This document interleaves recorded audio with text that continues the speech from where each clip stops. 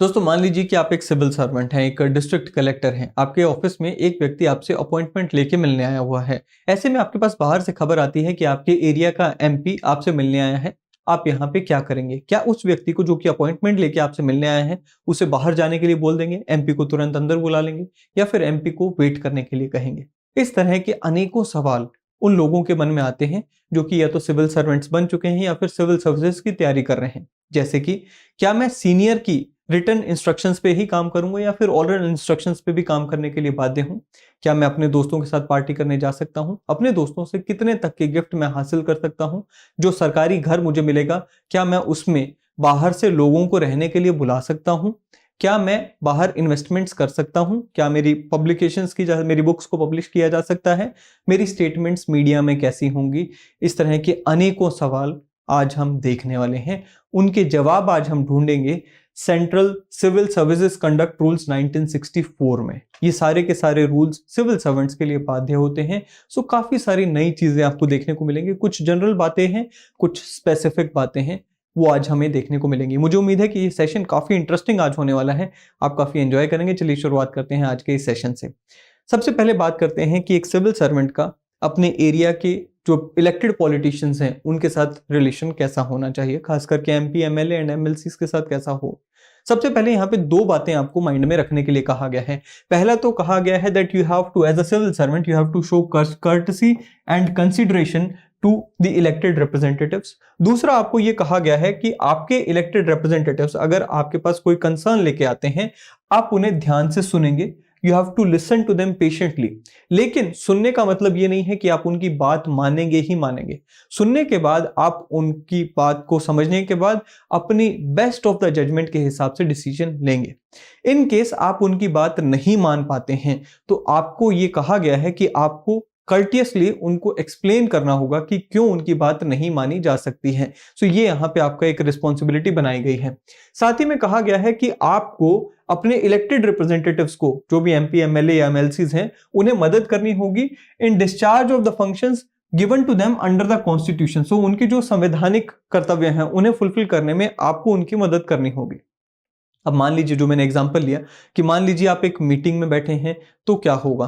देखिए, इसके लिए यहाँ पे इन कंडक्ट रूल्स में कहा गया है कि हर सिविल सर्वेंट को दिन में से कुछ हिस्सा ऐसा रखना चाहिए जहां पे वो पब्लिक के साथ मिलेगा।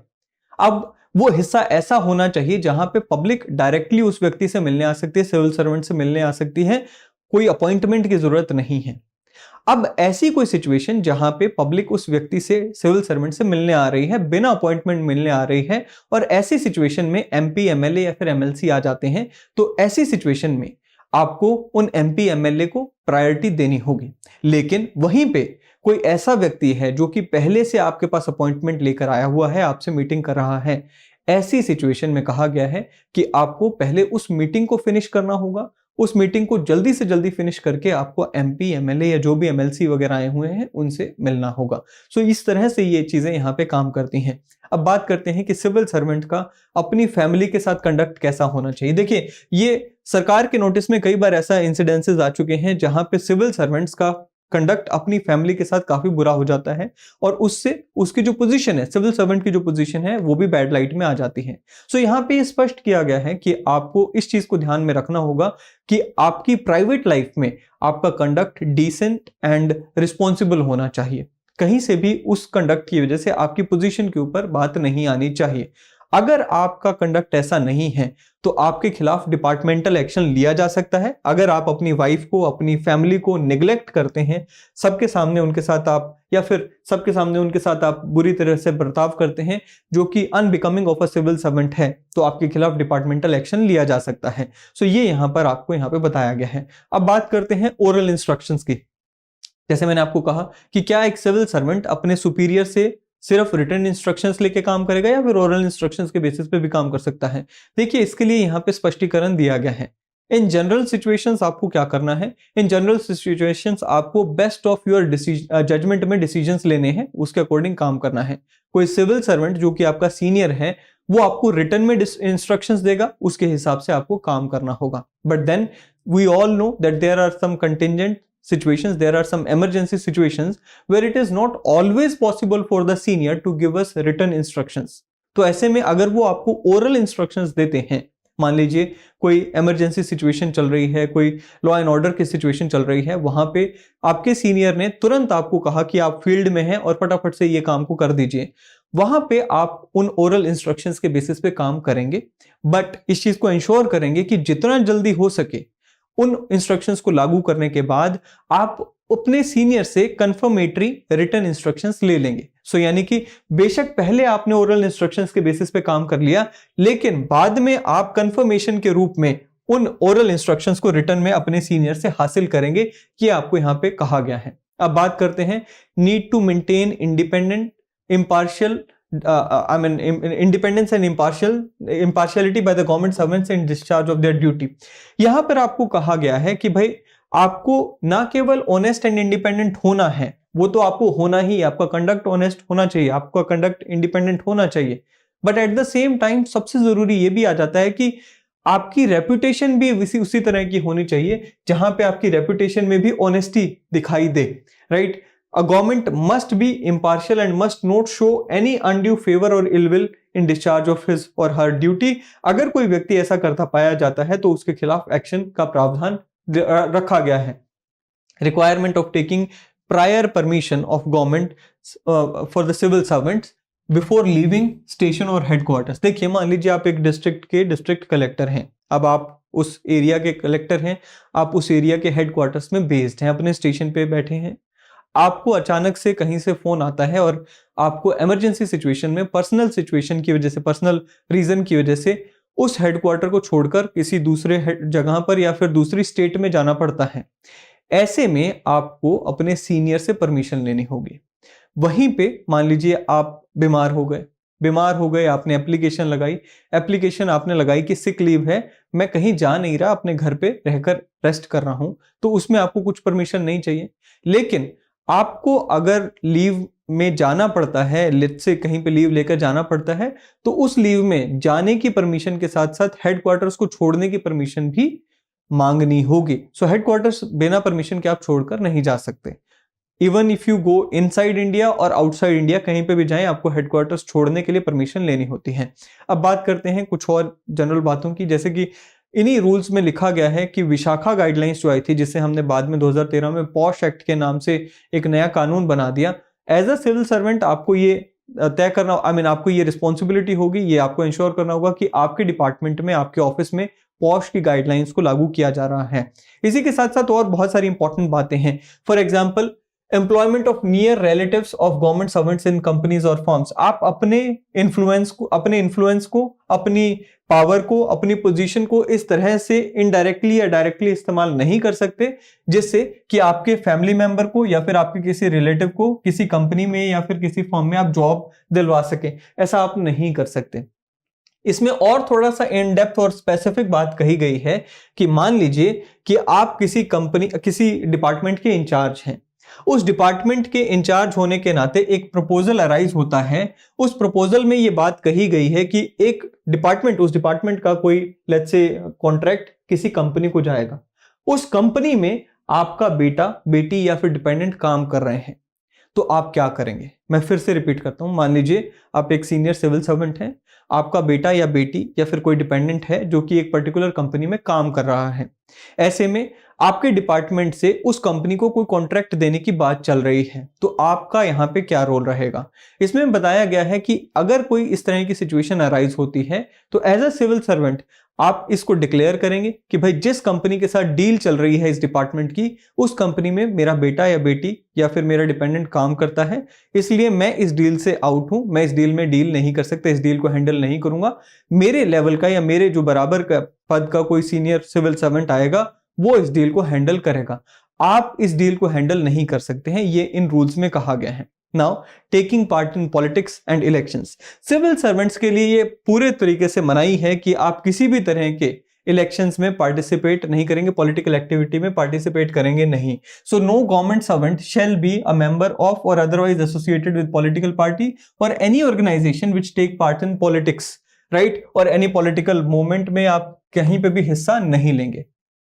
दो सवाल, क्या आपके फैमिली मेंबर्स हिस्सा ले सकते हैं? दूसरा, मान लीजिए कि कोई मंत्री आता है, मंत्री की कोई पॉलिटिकल रैली है, वहां पे आप जाते हैं, मंत्री की हेल्प करते हैं, उस रैली तक पहुंचने के लिए सिक्योरिटी प्रोवाइड करते हैं, क्या ये आपकी तरफ से उस पॉलिटिकल पार्टी का हिस्सा हो गया या फिर आपने उस पॉलिटिकल मीटिंग में पार्टिसिपेट कर दिया या नहीं? इसमें क्या होगा? ये दोनों सवालों के जवाब ढूंढते हैं। सबसे पहले यहाँ पे कहा गया है कि हर गवर्नमेंट ऑफिशियल की ये ड्यूटी होगी to endeavour to prevent any of the family members from taking part or subscribing in aid of or assisting in any of the political movement. So basically आपको ये इंश्योर करना होगा कि आपका family member भी किसी political party का हिस्सा ना बने, किसी पॉलिटिकल एक्टिविटी में पार्टिसिपेट ना करे। लेकिन जहां पर ऐसा हो जाता है कि आपका कोई फैमिली मेंबर किसी पॉलिटिकल पार्टी का हिस्सा होता है या किसी पॉलिटिकल एक्टिविटी में पार्टिसिपेट करता है, तो ऐसे में आप गवर्नमेंट को इसके बारे में तुरंत इन्फॉर्म करेंगे। कहता है जी he shall make a report to that effect to the government. So आपको यहाँ पे गवर्नमेंट को बताना होगा कि शी इज माई वाइफ और ही इज माई हस्बैंड, जो कि इस पॉलिटिकल पार्टी में जा चुके हैं, इसमें पॉलिटिक्स में हिस्सा ले रहे हैं। तो इस तरह से आपको ये रिपोर्ट देनी होती है। Now action not amounting to contravention of these two rules. तो जैसे मैंने आपको कहा ना कि मान लीजिए कोई मिनिस्टर है, मिनिस्टर किसी पॉलिटिकल रैली में हिस्सा लेने आ रहा है, वहां पे आपको अगर उसकी सिक्योरिटी अरेंजमेंट्स करनी पड़ती हैं, वो यहां पर कहीं पे भी इन दो रूल्स का कॉन्ट्रावेंशन नहीं होगा। वही यहां पे लिखा हुआ है, कहता है जी making normal arrangement during election tours of ministers to enable them carry out their responsibility as ministers. अब मान लीजिए कोई मिनिस्टर है, कहीं पे इलेक्शन टूर पे जा रहा है और इलेक्शन टूर्स पे जाते समय वो अपनी कुछ ड्यूटीज को फुलफिल करता है, राइट। सो कुछ अनाउंसमेंट्स करता है। अब इन अनाउंसमेंट्स को आप यहां पर क्या करेंगे, थोड़ा सा उसमें हेल्प कर सकते हैं उन ड्यूटीज को फुलफिल करने में। साथ ही में कहा गया है कि अगर कोई मिनिस्टर है कहीं पे रैली में जा रहा है, तो वहां पर आपकी इतनी ही ड्यूटी है कि आप उन्हें अफोर्ड करेंगे नॉर्मल कर्टसी, सिक्योरिटी अरेंजमेंट वगैरह आप वहां पे उनको प्रोवाइड करेंगे। इसके अलावा आप उनको ज्यादा हेल्प नहीं करेंगे, ठीक है जी। अब आता है डेमोन्स्ट्रेशंस एंड स्ट्राइक्स।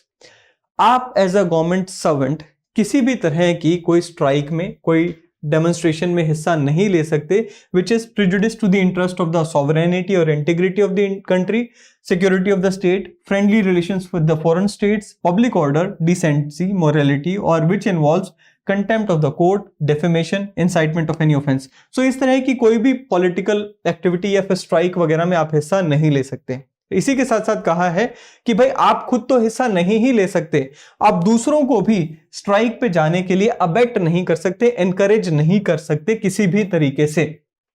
अब बात करते हैं connection with press and media.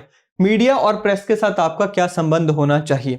कहते जी कोई भी सिविल सर्वेंट बिना previous sanction of the government के, सरकार की बिना अनुमति लिए, ऑन होली और इन पार्ट और कंडक्ट और participate in editing, management of any newspaper और एनी पीरियोडिकल पब्लिकेशन और इलेक्ट्रॉनिक मीडिया, आप किसी भी मीडिया एक्टिविटी में पार्टिसिपेट कर ही नहीं सकते सरकार की परमिशन के बिना। अब कहता है जी nothing in this shall apply in the case government servant in the bona fide discharge of his official publishes a book और participate in the public media. So अगर कहीं पे आप कोई बुक पब्लिश कर रहे हैं एज अ ड्यूटी, जो आपको कहा गया है, वहां पर ये रूल लागू नहीं होगा। साथ ही में क्या कहा गया है, a government servant publishing a book और participating in a public media shall at all times make it clear that the views expressed by him are his own and not that of government. अब मान लीजिए कि कोई book आप publish कर रहे हैं, उस बुक में जो भी आपके व्यूज हैं वो पब्लिक नहीं, आप पब्लिकली डिक्लेयर करेंगे कि these views are my personal views, these are not something which are of government, right. So ये आप यहाँ पे कहेंगे। क्रिटिसिज्म तो आप कर ही नहीं सकते, this is a big no no. कोई भी गवर्नमेंट सर्वेंट किसी भी तरीके से, आप देखिए हर तरीका गिनवा दिया, रेडियो ब्रॉडकास्ट, टेलीग्राफ, टेलीकास्ट के थ्रू या फिर किसी डॉक्यूमेंट के थ्रू, खुद एनोनिमसली, स्यूडोनोनिमसली, किसी भी तरीके से या किसी और के नाम में जाकर आप किसी भी तरीके से कोई ऐसी स्टेटमेंट जारी नहीं कर सकते, कोई ऐसा ओपिनियन नहीं दे सकते which has adverse criticism of any current और रिसेंट पॉलिसी और action of the central government और द स्टेट गवर्नमेंट। सो आप कई क्रिटिसिज्म तो कर ही नहीं सकते, ये तो आपको लेकर चलना पड़ेगा। किसी भी तरीके से कोई ऐसी स्टेटमेंट भी नहीं आप जारी कर सकते विच हैज और which is capable of embarrassing relation between the central and the state governments, या फिर कोई ऐसी स्टेटमेंट जिसकी वजह से सेंट्रल गवर्नमेंट एंड किसी विदेश सरकार के बीच में रिश्ते खराब होते हों, या फिर कोई भी ऐसी स्टेटमेंट जिससे सरकार के ऊपर नेगेटिव प्रभाव आता हो वो आप नहीं जारी कर सकते। Provided that nothing in this shall apply to any statement made और views expressed by a government servant in his official capacity. Official capacity का मतलब क्या? अब जैसे हम देखते हैं मिनिस्ट्री ऑफ एक्सटर्नल अफेयर्स के जो स्पोक्स पर्सन होते हैं वो ऑफिशियल कैपेसिटी में प्रेस स्टेटमेंट जारी करते हैं, उनके ऊपर ये रूल्स लागू नहीं होते हैं। अब कहते हैं जी leakage through the press of classified information. अब कोई व्यक्ति है जो कि लीकेज प्रेस को कुछ डॉक्यूमेंट्स लीक कर देता है, ऐसे में क्या होगा? कहते हैं जी सेफगार्ड सिर्फ उन लोगों के पास है जो कि ऑथराइज्ड हैं by the to meet the press. वो अगर कोई जारी करते हैं डॉक्यूमेंट उनको सेफगार्ड मिलेगा, अदरवाइज दो रूल आपके ऊपर लग जाएंगे। सबसे पहले तो rule 11 of civil service conduct rule जिसके तहत आपको पनिशमेंट मिलेगी, फिर section 5 of official secret services act, official secret act 1923। So ये दोनों ही जो यहाँ पे रूल्स हैं ये दोनों आपके ऊपर फिर हावी पड़ेंगे, आप बच नहीं सकते। गिफ्ट की बात करते हैं। देखिए जो गिफ्ट है, एक सिविल सर्वेंट कितने गिफ्ट ले सकता है, क्या गिफ्ट ले सकता है, उसके बारे में यहाँ पे लिखा हुआ है। कहते हैं जी आप कोई भी ऐसा गिफ्ट नहीं एक्सेप्ट कर सकते और किसी भी अपने फैमिली मेंबर को या फिर किसी अन्य पर्सन को अपने बिहाफ पे कोई गिफ्ट लेने के लिए अलाउ नहीं कर सकते। राइट? एक्सप्लेनेशन में यहाँ पे गिफ्ट का मतलब समझाया हुआ है। गिफ्ट में क्या क्या आ जाता है? फ्री ट्रांसपोर्टेशन, बोर्डिंग, लॉजिंग और अदर सर्विसेज और any other pecuniary advantages when provided by any person other than near relative और personal friend having no official dealing with the government, जिसमें आप लगे हुए हो। बड़ा सिंपल है कि भाई आपका फ्रेंड या फिर आपका फैमिली मेंबर आपको इनमें से कुछ भी दे सकता है। राइट? आपका फ्रेंड जो है पर्सनल फ्रेंड है जिसका सरकार से कुछ लेना देना नहीं है, जिसकी सरकार से कोई ऑफिशियल डीलिंग नहीं हो रही है, वो आपको ट्रांसपोर्टेशन, बोर्डिंग एटसेट्रा की फैसिलिटी दे सकता है, एक लिमिट तक दे सकता है। लेकिन आपका कोई ऐसा व्यक्ति या दोस्त जो कि सरकार के साथ डील कर रहा है वो आपको इनमें से कोई भी सुविधा नहीं दे सकता, उसे एक गिफ्ट के फॉर्म में माना जाएगा, विच इज प्रोहिबिटेड। आपको या फिर आपके फैमिली मेंबर किसी को भी ये सर्विस नहीं दी जा सकती। लेकिन कुछ एक्सप्लेनेशंस भी हैं। अ कैजुअल मील और लिफ्ट और other social hospitality shall not be deemed to be gift. अब आप कैंटीन में बैठे हैं, वहां पे कोई और भी आ गया, उसने पैसे पे कर दिए लंच के, कैजुअल मील है। या फिर कहीं पे आप गए, कहीं पे लेट्स से शॉपिंग करने गए, वहां पे एक हॉस्पिटैलिटी वाली जो नमस्ते, हेलो, हाय, आइए बैठिए, चाय पानी पी लीजिए, वहां पर अगर इस तरह की हॉस्पिटैलिटी आपको दी जाती है ये गिफ्ट नहीं माना जाएगा। बट इसमें भी ये कहा गया कि भाई ये सारी चीजें भी जैसे कि कैजुअल मील या फिर सोशल हॉस्पिटैलिटी लेविश नहीं होनी चाहिए, फ्रीक्वेंट नहीं होनी चाहिए, एंड इसमें भी ऐसे लोगों की तरफ से आपको ये कैजुअल मील, सोशल हॉस्पिटैलिटी, लेविश हॉस्पिटैलिटी ऐसे लोगों की तरफ से नहीं आनी चाहिए जो कि गवर्नमेंट के साथ डील कर रहे हों। राइट? सो ये भी यहां पे आपको क्लियर कर दिया गया। अब बात करते हैं कि वेडिंग्स, एनिवर्सरीज, फ्यूनरल एटसेट्रा के बेसिस पे आपको क्या क्या मिल सकता है, कितने तक के गिफ्ट आप ले सकते हैं। कहते हैं जी जहां पर भी ऐसा कस्टमरी है कि भाई इन सभी फंक्शंस पे आपके कम्युनिटी में गिफ्ट्स का लेन देन होता है, ये किया जा सकता है। लेकिन as a government, as a civil servant आपको यहां पर ध्यान रखना होगा कि जितने भी ये आपके गिफ्ट हैं, ये पहली बात तो कहता है जी आएंगे कहां से? ऐसे लोगों की तरफ से जिनके साथ कोई ऑफिशियल डीलिंग आपकी नहीं है। दूसरा, ये जो गिफ्ट आएंगे भी फ्रॉम फैमिली एंड फ्रेंड्स, ये किस किस वैल्यू के हो सकते हैं वो यहां पर आपको बताया गया है। ग्रुप ए के ऑफिसर्स को 7,000 रुपीज तक के गिफ्ट एक व्यक्ति से लेना अलाउड है। ग्रुप बी को 4,000 रुपीज तक के, ग्रुप सी के जो लोग हैं उन्हें 2,000, एंड ग्रुप डी के जो पोस्ट हैं उन्हें केवल 1,000 रुपए तक के गिफ्ट अपने फैमिली फ्रेंड से लेना अलाउड है। मतलब एक फ्रेंड से, एक फैमिली मेंबर से लेना अलाउड है। सबलेटिंग और वेकेशन ऑफ गवर्नमेंट अकोमोडेशन, देखिए यहां पर आप ऐसा नहीं कर सकते कि आप अपनी जो गवर्नमेंट अकोमोडेशन मिली हुई है उसे सबलेट या फिर लीज या फिर अदरवाइज किसी को उसको ऑक्यूपाई करने के लिए अलाउ कर दो। दिल्ली जैसे शहरों में हमें देखने को मिलता है, खास करके ऐसे लोग जो कि दिल्ली के आसपास से दिल्ली में गवर्नमेंट जॉब में आ जाते हैं, उनको गवर्नमेंट अकोमोडेशन मिल जाता है और वो जनरली हमें देखने को मिलता है कि वो उस गवर्नमेंट अकोमोडेशन को किसी को सबलेट कर देते हैं और खुद अपने जो आसपास के घर हैं वहां पे रहते हैं। ये गलत है, ये इलीगल है। अब कहते हैं जी government servant shall after the cancellation of the allotment of the government accommodation vacate the same within the time limit prescribed by the allotting authority. So ये आपको ध्यान देना होगा। अब इन्वेस्टमेंट्स की बात कर लेते हैं। सिविल सर्वेंट्स को अलाउड नहीं है कि वो स्पेक्यूलेट करें किसी भी स्टॉक में, किसी भी शेयर और अदर इन्वेस्टमेंट में, ये अलाउड है ही नहीं। बट देन इसमें भी ये कहा गया है कि इन जनरल आप स्पेक्यूलेट नहीं कर सकते डेली बेसिस पे, लेकिन आप इन्वेस्टमेंट बना सकते हैं, इन्वेस्टमेंट कर सकते हैं थ्रू स्टॉक ब्रोकर्स और ड्यूली ऑथराइज्ड पर्संस और लाइसेंस्ड पर्संस इन सम शेयर्स एटसेट्रा। तो यहां पर ये कहा कि जनरली आप ट्रेडिंग वगैरह नहीं कर सकते। देखते हैं ना हम कि सुबह शाम तक ट्रेडिंग चलती है, राइट, वो आप नहीं कर सकते, वो स्पेक्यूलेशन हो गया। लेकिन nothing in this sub rule shall apply to occasional investment. So basically occasional investment आप कर सकते हो, साल 6 महीने में एक बार इन्वेस्ट किया, वो ओकेजनल इन्वेस्टमेंट है। और वो कैसे करोगे? ब्रोकर्स के थ्रू करोगे। अब इसमें भी क्या आ गया? फ्रीक्वेंट परचेज और सेल और बोथ ऑफ शेयर, सिक्योरिटी और other investment shall be deemed to be speculation within the meaning of sub rule.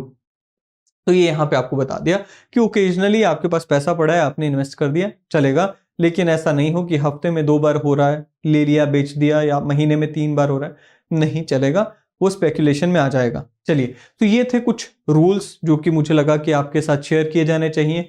And as a civil servant भी आप लोगों को पता होने चाहिए, and as civil servant aspirants भी आपको पता होने चाहिए। कई बार आपसे पूछ लिया जाता है, खास करके इंटरव्यू में भी आपसे पूछ लिया जाता है कि भाई आप सिविल सर्वेंट है तो ऐसे क्या करेंगे, इस सिचुएशन में क्या करेंगे। सो वहां पर ये काफी ज्यादा काम आएंगे।